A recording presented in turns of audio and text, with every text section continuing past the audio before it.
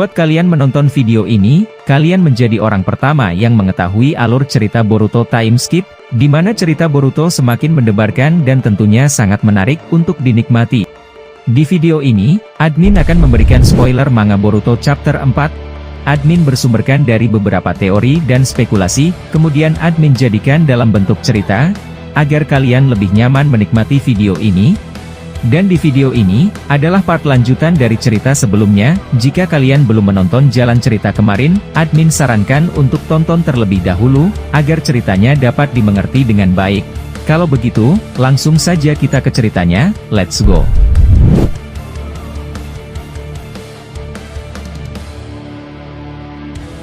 Cerita dimulai dari Boruto yang sudah mengaktifkan karmanya untuk segera pergi ke dimensi lain untuk menangkap Code. Tapi pada saat dia pergi, dia dihadang oleh Mitsuki dan dibantu dengan Kawaki. Saat hal itu terjadi, Sarada datang untuk menghentikan pengejaran Mitsuki dan Kawaki kepada Boruto. Sarada segera meminta Boruto untuk segera pergi sekarang juga, dan biarkan urusannya di sini, dia yang akan menyelesaikannya. Dan akhirnya, Boruto pun berhasil masuk ke dimensi lain tanpa ada gangguan. Saat Boruto sudah berhasil kabur dari desa, Sarada segera bertarung melawan Kawaki dan Mitsuki. Sarada dengan cepatnya, tiba-tiba muncul tepat di belakang Mitsuki. Sarada mengaktifkan Sharingannya untuk membuat Mitsuki tertidur. Sarada yang sudah tahu kalau genjutsu tidak kebal kepada Kawaki, dia kembali mundur dan berkata, "Aku rasa, kebencianku semakin besar padamu Kawaki. Kau benar-benar memalukan." Mendengar hal itu dari Sarada, Kawaki berkata, "Aku tidak peduli sama sekali denganmu Sarada. Tapi, aku dalam situasi yang tidak menguntungkan saat ini. Kau tahu, bagiku kau sekarang merupakan ancaman dari rencanaku, tapi aku tidak bisa membunuhmu begitu saja. Jika aku membunuhmu saat ini, aku bakalan dalam situasi yang merugikan." Mendengar hal itu dari mulut Kawaki, Sarada berkata, "Ya aku tahu tentang itu, sebab itulah aku datang ke sini, dan hanya membuat Mitsuki tertidur dengan genjutsuku. Aku juga tahu, jika kau berani bertarung melawanku, maka kau yang akan mendapatkan masalah, dan mungkin saja rencana busukmu bisa terbongkar." Mendengar hal itu, Kawaki berkata, "Zeno tidak akan bisa pudar Sarada, kau harus tahu itu. Aku tidak membunuhmu saat ini karena kau masih di dalam desa. Akan lain cerita, jika kau dan aku bertemu di luar desa ini, alasanku hanya sesimpel itu saja." Mendengar hal itu, Sarada berkata, "Apapun nama teknik itu, Zeno atau teknik lain, tapi aku percaya, setiap jutsu atau setiap kekuatan pasti punya kelemahan. Aku harap kau tidak melupakan hal itu Kawaki." Melihat keributan mereka, Eida yang memantau dengan sendigannya berkata, "Aku masih penasaran bagaimana Sarada itu tidak terpengaruh dengan Zeno milikku, walaupun dia bukan Otsutsuki. Dan aku semakin ragu, jika dia masih dalam daya pikatku." Mendengar hal itu dari Eida, Daemon berkata, "Aku rasa, mulai sekarang kau jangan terlena kakak. Anggap saja ini semua tanda ancaman bagimu. Kalau dia seandainya tidak terkena daya pikatmu, maka mereka memiliki peluang untuk melukaimu." Mendengar hal itu, Eida berkata, "Tidak, aku sama sekali tidak mempermasalahkan itu dari mereka. Aku hanya penasaran, mengapa dia tidak terkena Zeno, padahal dia hanya manusia biasa? Atau jangan-jangan, ada sesuatu yang berbeda dari dirinya dari kebanyakan orang?" Mendengar hal itu, Daemon berkata, "Itu cukup menarik untuk dinantikan kakak." Beralih keributan antara Sarada dan Kawaki. Sarada berkata, "Aku rasa, waktunya sebentar lagi, untuk melepaskan semua kepalsuan yang kau buat Kawaki. Aku sangat percaya itu. Dan juga, kau benar-benar brengsek. Membuat Nanadaime terkurung di dimensi lain selama bertahun-tahun. Aku sama sekali tidak mengerti jalan pemikiran otak kotormu itu."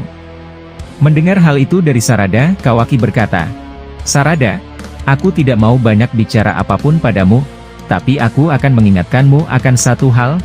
Jika saja kau kembali, aku akan membunuhmu. Aku tidak akan peduli walaupun di dalam desa sekalipun." Mendengar hal itu dari mulut Kawaki, Sarada berkata, "Apakah itu ancaman Kawaki? Tapi, baiklah, aku akan sangat senang menantikan hal itu terjadi." Saat mereka berdebat dengan kata-kata tajam, Shikamaru kembali menghubungi Kawaki. Shikamaru berkata, "Bagaimana situasi terbaru Kawaki? Berikan laporanmu sekarang juga." Mendengar hal itu dari Shikamaru, Kawaki berkata, Seperti yang kau tahu, Code sudah berhasil kabur. Dan kali ini aku tidak bisa menghentikan Boruto karena ada beberapa faktor. Mendengar hal itu, Shikamaru berkata, "Siapa yang menghalangi dirimu untuk menghentikan Boruto?" Mendengar hal itu, Kawaki berkata, "Tidak ada siapa-siapa, tapi aku akan meningkatkan kewaspadaanku lebih tinggi lagi. Dan aku yakin mereka berdua akan kembali datang lagi ke desa ini." Mendengar hal itu, Sarada berkata, "Mengapa kau tidak mengatakan kepadanya, kalau aku yang menghentikanmu untuk mengejar Boruto?" Mendengar hal itu, Kawaki menjawab, "Jika saja aku memberitahu mereka kalau kau yang menggangguku untuk mengejar Boruto, maka kau akan dicap sebagai pengkhianat, dan kau akan dibunuh, sebab itu aku tidak mau. Aku akan membunuhmu dengan tanganku sendiri, bukan dari mereka. Jadi ingat baik-baik itu Sarada." Mendengar hal itu, Sarada menjawab, "Baiklah, aku semakin tidak sabar hal itu terjadi Kawaki, aku akan menantikan hal itu terjadi secepatnya."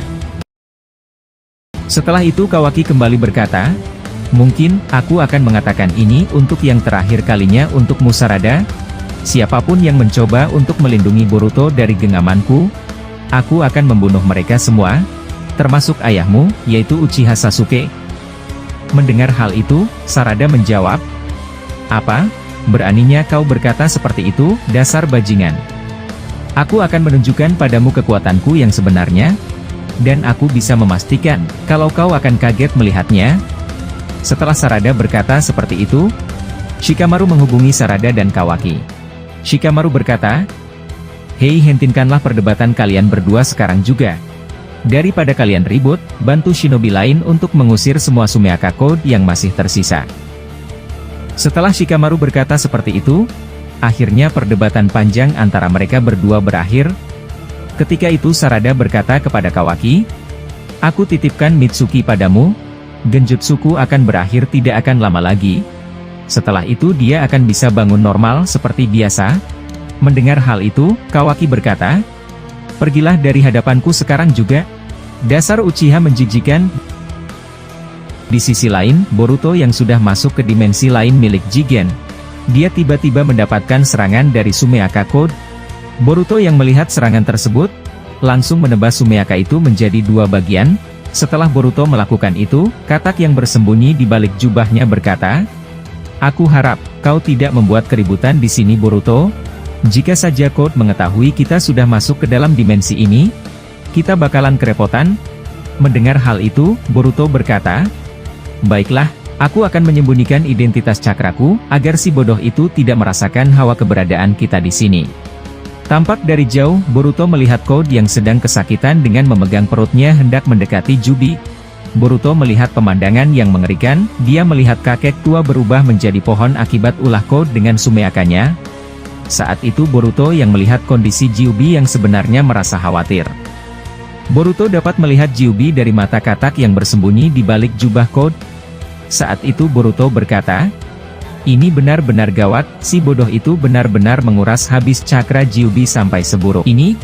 Mendengar itu, katak yang bersama Boruto berkata, "Jadi, apa rencanamu saat ini? Apakah kita akan membunuh Code bersama Jubinya?"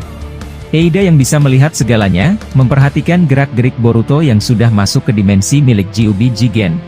Saat itu Eida berkata kepada Daimon, "Aku rasa, Boruto semakin dewasa. Tidak ada sifatnya yang dulu tersisa sekarang, dan aku semakin kagum padanya. Dan saat ini aku semakin tertarik untuk memperhatikan Boruto daripada Kawaki." Mendengar hal itu, Daimon berkata, "Aku jadi semakin ingin untuk menemuinya. Aku mau mencoba sekuat apa dirinya yang sekarang." Mendengar hal itu, Eida menjawab, "Saat ini dia sedang mengamati Jubi. Aku tidak tahu apa yang dia rencanakan di sana." Di sisi lain, Kawaki pergi menyendiri ke sebuah hutan. Tiba-tiba dia mengaktifkan tanda karmanya dan mengeluarkan Dojutsu Ishiki. Kawaki tiba-tiba mengeluarkan portal dimensi Jikukan Ninjutsu, tapi tidak ada yang tahu Kawaki pergi ke dimensi mana.